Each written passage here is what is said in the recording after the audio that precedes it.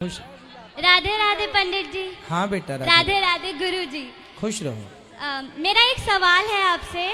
जैसे आप कहते हो, जैसे हम लक्ष्मी जी को और राधे जी को सबको मानते हैं, भगवान के रूप में मानते हैं, उन्हें पूजा करते हैं, तो पर आप तो कथा में कहते हो कि जैसे भगवान तो खाली एक ही है, श्रीमन नारायण जी। हाँ। और कृष्ण जी और मतलब ब्रह्मा जी और ये सब आप कहते हो कि हैं भगवान।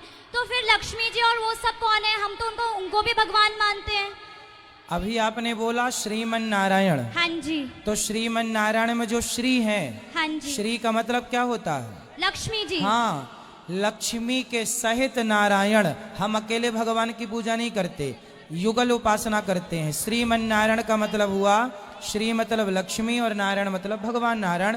तो लक्ष्मी के सहित नारायण, लक्ष्मी और नारायण ये दो नहीं है, इसलिए एक ही कह दिया जाता है। राधा और कृष्ण दो नहीं है, तो राधा और कृष्ण एक हो गए।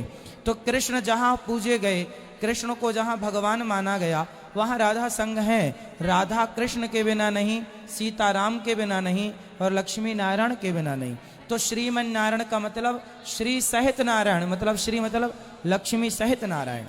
एक और सवाल है। हाँ। जैसे कि हम महाभारत जब देखते हैं तो सबको अपना अपना जो उन्होंने गलत किया उसके लिए उनको सजा मिली। श्री कृष्ण जी ने सबके साथ मतलब कोई अधर्म नहीं किया, सबके साथ सही किया। तो लेकिन कर्ण जी की तो लाइफ में भी बहुत उनके साथ बुरा हुआ, अंत में भी उनको धोखे से मारा गया। बट सब तो उनके साथ अच्छा क्या हुआ? उनकी गलती क्या थी महाभारत में जो कि उनके साथ इतना गलत हुआ? कर्ण की गलती क्या थी? हाँ जी।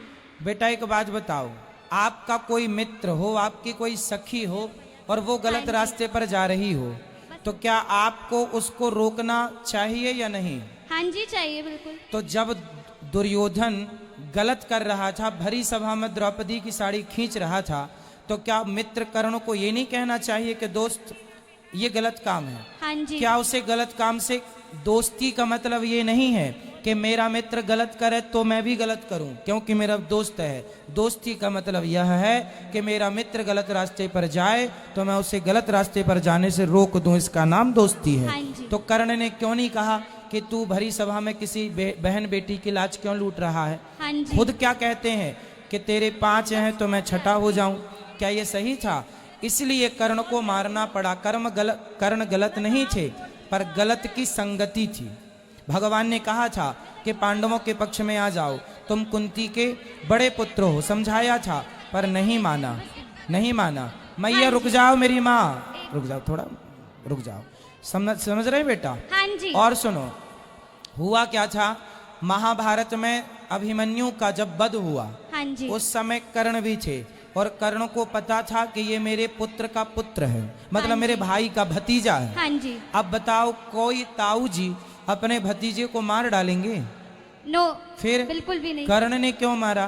तो कर्ण के पास अर्जुन, पता हो गया था कि ये मेरा छोटा भाई है अर्जुन, फिर भी ईर्ष्या थी अर्जुन से कि ये मेरे से बड़ा धनुर्धर क्यों है। और इसी ईर्ष्या के कारण कर्ण श्रेष्ठ धनुर्धर होने पर भी उन्होंने दुर्योधन जैसे गलत आदमी का साथ दिया।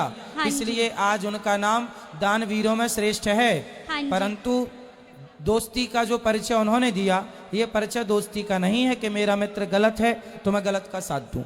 ठीक है, बस एक लास्ट चीज कि आप आशीर्वाद दीजिए कि मैं श्याम सुंदर को कभी ना भूलूं अपने आगे जीवन में। भगवान सदा आपको सुखी रखें। इसलिए कर्ण को मारा भगवान ने, अर्जुन ने मारा, क्योंकि उन्होंने बहुत सारे अधर्म किए थे और अधर्मी को अधर्म से मार देना धर्म है। हाँ जी। राधे राधे। खुश रहो।